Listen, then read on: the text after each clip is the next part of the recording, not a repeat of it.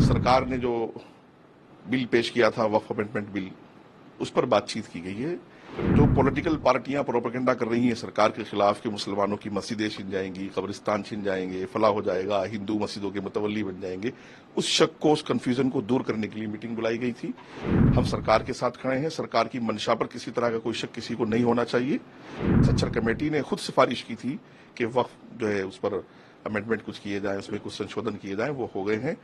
सरकार की मंशा पे जो है वो डाउट नहीं करना चाहिए। गरीब गुरबा आदमी को, जो मुसलमान है, उसको इसका फायदा पहुंचने वाला है, हमें ऐसा लगता है। आज जो मीटिंग बुलाई गई है हमारे बड़े भाई जनाब ताहिर साहब की तरफ से निजामुद्दीन वेस्ट में, ये उलमा और पढ़े लिखे और जो सियासी सूझबूझ रखते हैं, सोशल एक्टिविस्ट हैं, उनको बुलाया गया था। सरकार ने जो बिल पेश किया था वक्फ अमेंडमेंट बिल, उस पर बातचीत की गई है कि जो पॉलिटिकल पार्टियां प्रोपेगेंडा कर रही हैं सरकार के खिलाफ कि मुसलमानों की मस्जिदें छिन जाएंगी, कब्रिस्तान छिन जाएंगे, फला हो जाएगा, हिंदू मस्जिदों के मुतवल्ली बन जाएंगे, उस शक को, उस कंफ्यूजन को दूर करने के लिए मीटिंग बुलाई गई थी।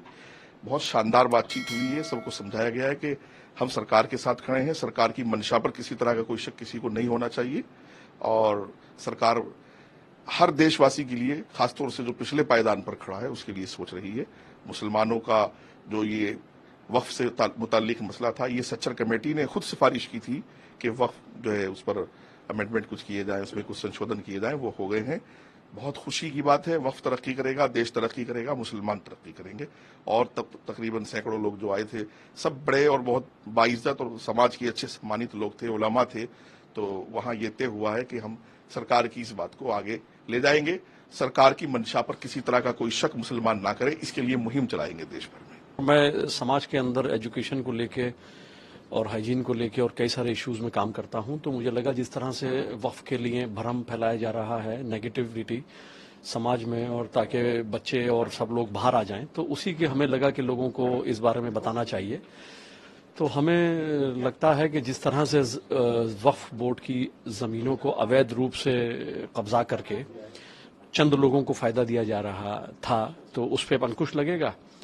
और हर ज़िले में जिस तरह से कुछ ही लोग वक्फ की ज़मीन पे काबिज हो जाया करते थे, उन पे भी अंकुश लगेगा। और जो गरीब गुरबा एक्चुअल मुस्तहिक लोग हैं, उन तक इसका फ़ायदा पहुंचने की संभावना है। और जेपीसी खुली हुई है, हम अपने सुझाव दे रहे हैं, तमाम मुसलमान अपने सुझाव जेपीसी में दे रहे हैं, और हम लोगों को जेपीसी को जाके जिसको जो भी ग्रीवियंस है वो अपनी रखनी चाहिए जेपीसी के सामने। और सरकार की मंशा पे जो है वो डाउट नहीं करना चाहिए। मगर आप ये भी देखें कि इतने सालों में जिस तरह से वक्फ का शोषण और दुरुपयोग किया गया है चंद लोगों को एकोमोडेट करने के लिए, उस पर अंकुश लगेगा। गरीब गुरबा आदमी को, जो मुसलमान है, उसको इसका फायदा पहुंचने वाला है, हमें ऐसा लगता है।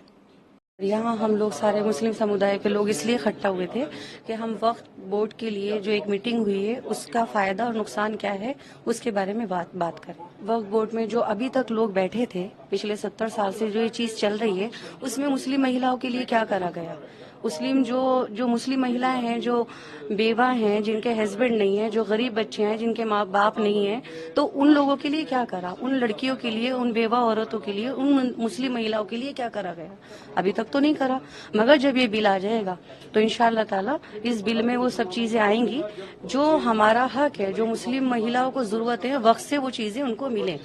क्योंकि जो जगह वक्फ बोर्ड पे अभी तक जो लोग बैठे हुए थे, जिस पोस्ट पे वो लोग बैठे हुए थे, उन्होंने अगर अपना काम अच्छे से करा होता तो अभी ये सारी चीजें नहीं खड़ी होती।